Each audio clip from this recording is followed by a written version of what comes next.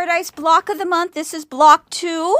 The way we're doing it at Vicky's Fabrics is we're doing block 1 and 2, and then because they're both lights. So we'll be doing 2 blocks a month from January till June, and they'll either be 2 light blocks or 2 dark blocks. So you may not get the same blocks in the same order that we're doing them in, but do not worry, all the videos will be up. We will be doing them all. You just might need to wait a couple of months for either your fabric to show up or us to catch up with you, okay? But here we go. We're going to start again today by doing some flying geese. We're going to be doing 2 different flying geese for block 2. This one is like my favorite fabric. This is fabric number 6 and fabric number 7. And this is fabric number 7 and fabric number 1. So you're going to start with squares. This is going to be a 5.5 inch square, and these are going to be 3 1/8 inch squares for the flying geese. You are going to take the 5.5 inch square and you're going to cut it into quarters. Okay, right on the diagonals. Sometimes I like a small board because I can manipulate the board and move it around. So you're going to cut that into quarters. So you're going to get 4 flying geese, and you're going to take your fabric number 7. When you do your flying geese, you're going to line it up with your fabric on the bottom. Sew up one side. You're going to press that open. I generally press out on that first seam, and then you're going to sew the second side on. Press that out, and you are going to press to the inside. Oops, kind of do that so you can kind of see. When you see some of my other ones, you'll see that the seams chase each other. Okay, this is pressed to the outside and this is pressed to the inside, so the seams chase each other. Okay, so we're going to square those up, and you just saw us square them up in video number 1 and in the introduction video. If you ever need a refresher on any of these, you can go right to where those sections are. But from here, you are going to sew your flying geese on top of each other. You're going to have 4 of these and 4 of these, and you're going to make what I like to call arrow points. Arrows.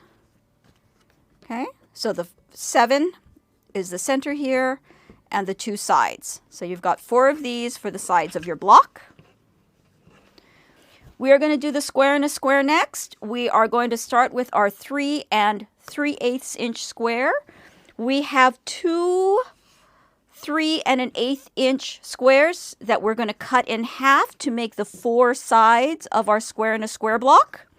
We're going to take the center, fold it in half, mark those points, and we're going to line up our triangles with 2 sides.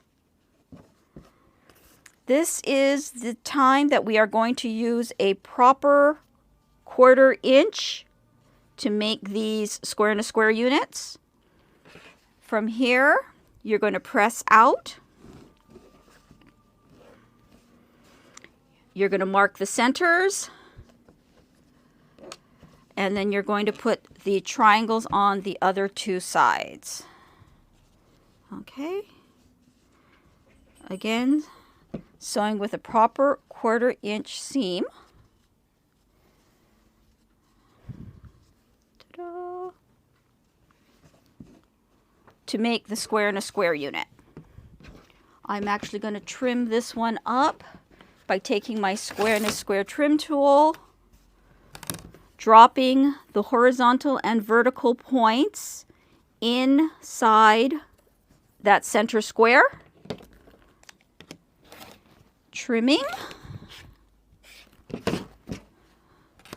to make my 4.5 inch square and a square unit.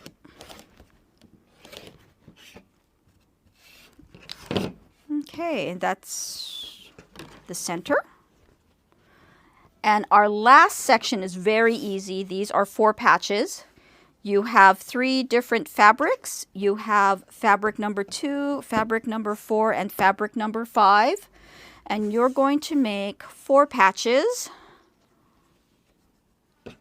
in this configuration. Okay, so again, I always lay these out, stack up all my pieces, and then do them so they're all identical. If I don't like set myself up first, a lot of times my blocks get, you know, mixed up.